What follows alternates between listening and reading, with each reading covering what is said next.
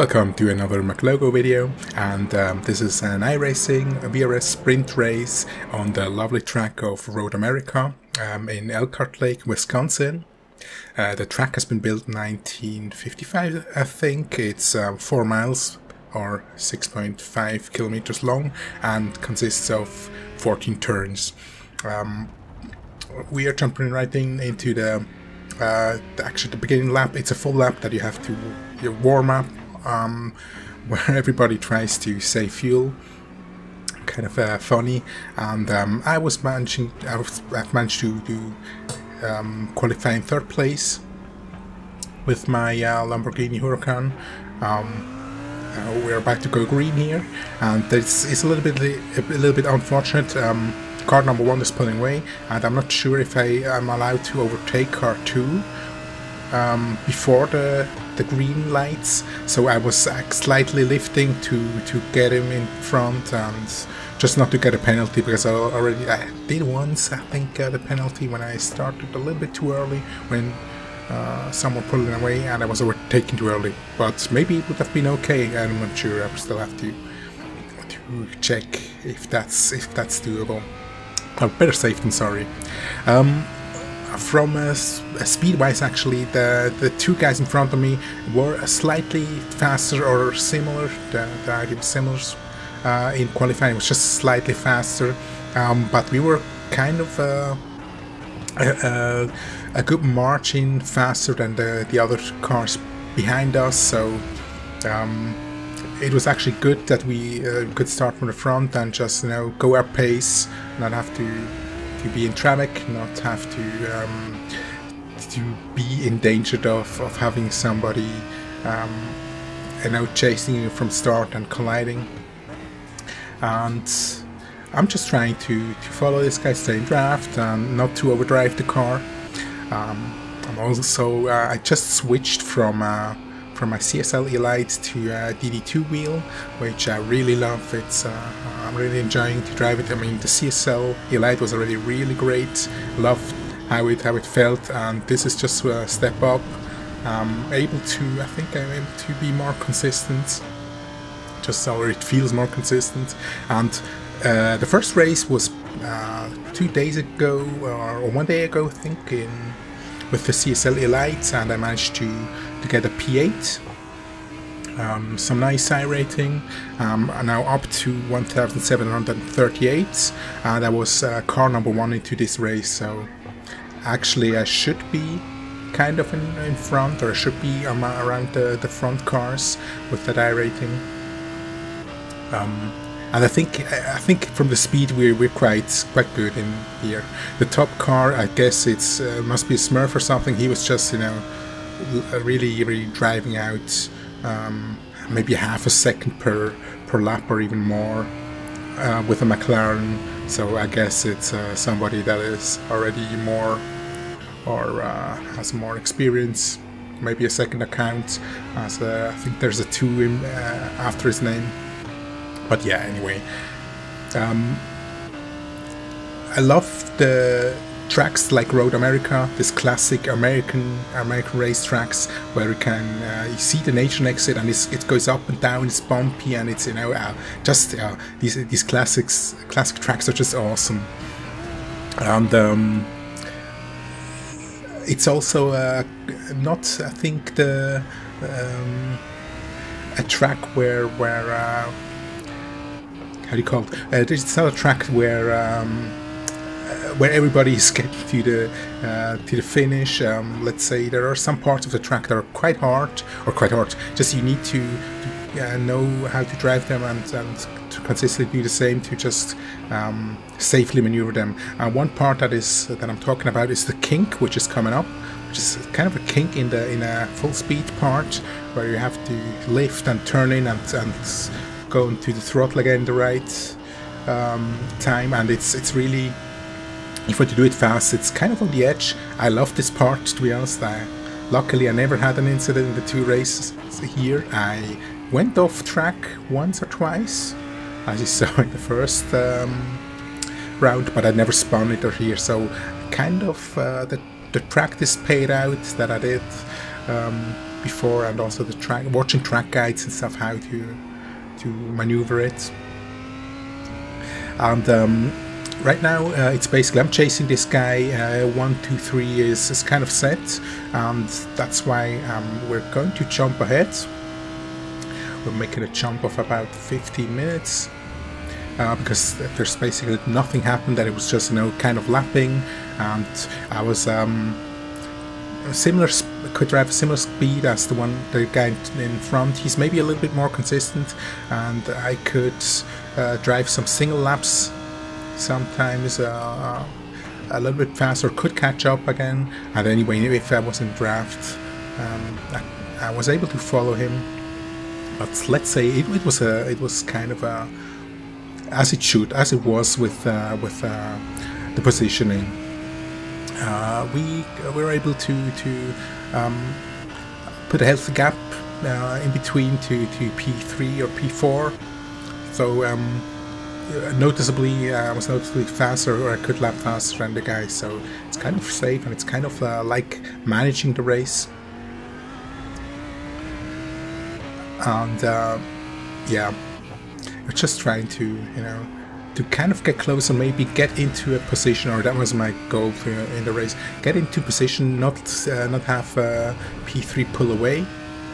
As you see here, kind of sometimes on the edge. But the nice thing with the new wheel, I mean, I'm even feeling more confident to go to the limits, or drive nearer to the limits than before. Because just the feeling is a little bit better. I can react faster, or if I do the same, kind of based on the feedback as I did with the CSLA line, the car just stays on the track, or doesn't spin that much, because the inputs or the feedback is faster. So if you react, then it kind of comes earlier, which is really nice. And I'm running at about 45% of the wheel force. Of course, I haven't got a good rig that is fixed, but I think I wouldn't drive above 45 anyway, because for me it's more than enough torque. It should be enjoyable, and I want to feel the feedback and not have some really heavy steering or something. For me, that's not enjoyable. So. And we're kind of running up to some back markers that maybe have issues, or have to pit earlier because of crashes and stuff. And just trying to, you know, safely maneuver, get past the guys. By the way, it was anyway very fair from that point. I kind of feel. As higher as the iRacing goes up, so far, I had more you know, good encounters, or good other drivers, or also, you know, on racing, leaving more space, kind of. Of course, I also do not try to hit or to punt anybody, or race unfair. And that's something I think I'm also a little bit proud of. So far, I cannot remember. I did not have any VRS race yet where I hit somebody or forced somebody off the road. Try to race clean. Try to give the other guys room, but still, you know, be competitive and race hard. And that's also the thing that is most fun, if you can find somebody with similar skills, where it's really on the edge and you can race, and that's just the real fun, the true fun in this game, or in the simulation. And the Lamborghini, actually, for my feelings, I'm using the Apex Racing setup, which for me, I really like the setups, especially with Jamie Fluke and Johan Hart. Do these setups for the Lamborghini. They just fit my driving style, and I like to drive the car. That's why I have also signed up for the Apex GT trophy. I will be starting at the 18th of May with the first race, I guess as amateur, and really looking forward to that. You know, some racing that's just once per week, and with an environment where you always meet the same drivers, and I want to learn more, to get better, to improve my driving, to yeah, of course also improve the iRacing, but that's just something that should come with time. But yeah, I really enjoy this hobby. I love the sim racing, and I hope to kind of be able to improve my driving, also the skills with running in a league, learning tracks. Also next to VRS, I also love VRS races, and not the fixed ones. I love the 40-minute races where you can use setups, and also with the Lamborghini. I've tried some different cars. I've also tried the Audi here on this track, and I just even if it would be slightly faster, I'm not sure. I don't know if it is, or but the Lamborghini is just, for me, it's from the feeling, the perfect car, how it handles, how it turns in. Yeah, that's why I'll be going forward with this. And now some of you might know that the Porsche GT3R has been announced earlier. That's also one of the go-to cars. I really love the Porsches, and anyway the GT3R was, I hoped so long that it would come, and now it will come in June with S3. I'm really looking forward to that. And by the way, this was after 25 minutes. We are now going to pit. I could pull near here. Not a perfect or not a very good entry, but he was even slower. And I'm using Racelabs for calculating fuel, also to do refueling. I did a little bit of fuel saving in maybe 2 or 3 laps, so I shouldn't be slower than him, I guess. I should maybe come out earlier. I think the Audi still has a better consumption than the Lamborghini, slightly, but with the fuel saving we should be able to kind of keep up. But let's see what will come out. And yeah, now this is something here I miss. I could have gone off the limiter, and this is here I lose basically 1 second again. And yeah, would it have been a perfect pit stop? This guy wouldn't have been in front of me. This is a guy that has not yet done a pit stop. I think he's not very much slower, but of course I would have been in front and could have continued behind P3. So now I'm pretty sure he has to go into the pits after this lap, because even with fuel saving you won't be able to do much more, I guess, than that, and still drive with a kind of a pace. Yeah, so here I'm just taking a little bit easy on the out lap, because I think I'll be able to catch up anyway to this guy. At this time during the race I thought, yeah, P3 is okay for me. I will try to get closer to P2, just to be ready if something would happen, that I maybe could profit from it, if there's a slight mistake or so. And this guy was super fair, let us pass here. And yeah, I'm kind of using the draft here and the braking zone where I can pull near to this guy, and where he's also slower.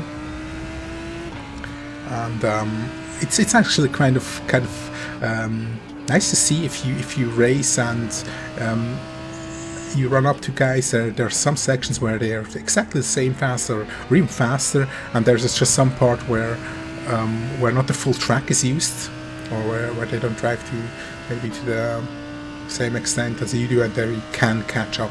And I guess of course it's the same with faster drivers. With me, when they would be behind me, there's some sections that I don't hit fast enough or don't go in perfectly. But now for the last few minutes, and by the way the time above on the left side is that shows the race time. It's not full correct. It's not showing the actual 40 minutes of the race, but because the timer starts when you start with the warm-up lap. That's slow, so basically it's maybe just 5 minutes or 4 or 5 minutes off. But what I thought was, yeah, now at the end of the race, I will now start to push slightly, not overdrive it, but just to get close to the guy and maybe be able to put pressure on him, maybe to force a mistake. But of course, it's also a risk that I do a mistake on my own, or it's always a risk. But yeah, you never know.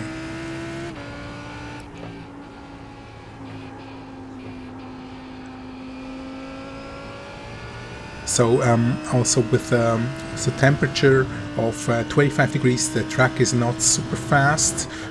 22 would be optimal, of course, or lower. When you really feel that you're faster, I think it's almost half a second per lap faster, or maybe even a second faster that I can go if it's just 5 degrees or 4 degrees lower, and maybe the track usage is a little bit higher. But yeah, so also lap times, that's a weird thing, are not so comparable with other races, because it always depends on of course, of the track conditions and on the temperature. Especially here, I feel in Road America, or in this track, it's really quite a big difference. But it's fine. It's not that high that it would be any issue, or any, let's say, that you have to be careful with the tires. I think it's anyway better to take care of the tires, just to have a little bit more grip at the end than others that are maybe shredding them earlier. But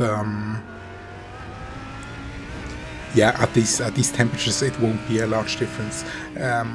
Rather than if it would be like 40 degrees and go slightly wide, and I straight away lost maybe half a second to the guy in front. As I said, let's say the track would be 40 degrees, then I think you would feel the outcome if you would manage the tires better, and you just have a better end, or can push them a little bit harder at the end, rather than having to be careful not to spin, or not to have the car push or understeer on these sections that are important, where you really lose time. And this is something that it happens sometimes. It's kind of like I feel like almost like an unavoidable spin, and I managed not to hit anything, but lose a lot of time here. Didn't lose any position because I had a very good lead, but now P4 is behind me, and I have lost the chance to pull nearer to the other guy. And it was also 3x, one for losing control, 2 for losing control, 1 for the off track. Which, yeah, it was avoidable, but it kind of sometimes it happens in the Lamborghini if I'm slightly maybe too fast in the corners or so. It's going into a spin that starts slowly, and if you don't react then, and if you don't feel that it's starting, then you quickly lose the car and it will just start to rotate. I think the Audi also is the same. It's kind of the mid-motor concept that has this. Not sure if that's also in the rear car, I guess. But yeah, sometimes it just happens, and that's something I'm trying to figure out. I will also look at the clip. What has started, or how did I induce that oversteer, the over rotation? So just that I can if I know how it happens, that I can avoid it, and also if I know it's beginning, so I can do the counter steer, or maybe it's also appliance of throttle that may get the car out of that situation, but I will have to check, of course.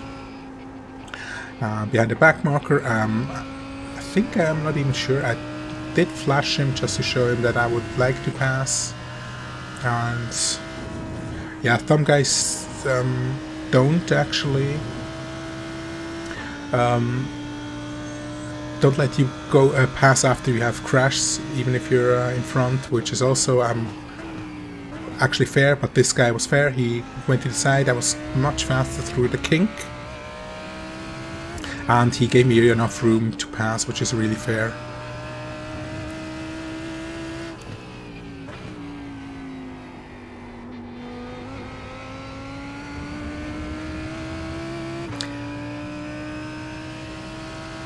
And I'm just trying to, you know, to lap well for the last few laps, just to get a small cushion again from P4. I wasn't afraid actually that he would catch up, but I just, you know, just for me, for my ego, I wanted to be able to show myself, hey, you can lap consistently, and you can actually drive out a margin again.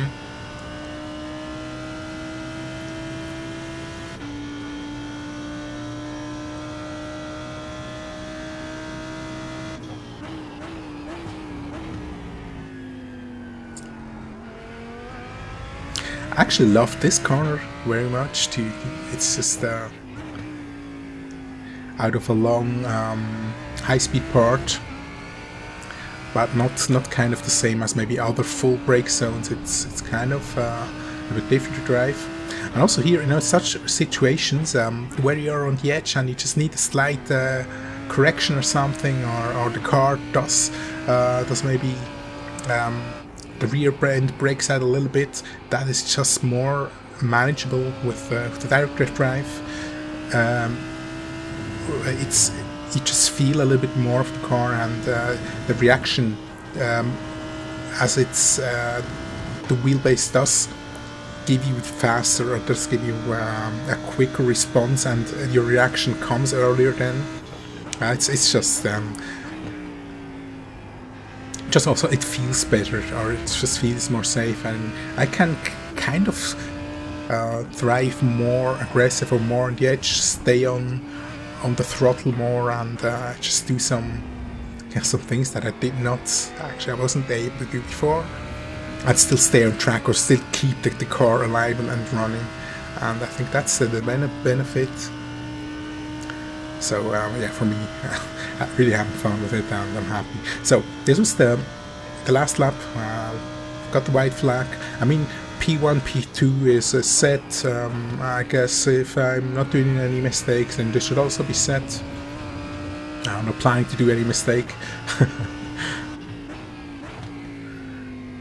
Actually, I find Road America with this setup, of course, and with the car, kind of quite easy to drive. Not, I mean, if you run full speed and push it hard, then of course you can do mistakes. But it's kind of safe to drive with the car. It's nothing that really catches you off guard very much. If you don't, of course, place wheels on the grass, but that's on every track. And yeah, it's really, I enjoyed. It was my first race on, although the two races were my two first races on Road America, with the first one a P8, and this you will see what it will be at the end. I'm very happy to actually have learned the track in 1 week, and also been racing or gaining an I rating on this track at the same time. Yeah.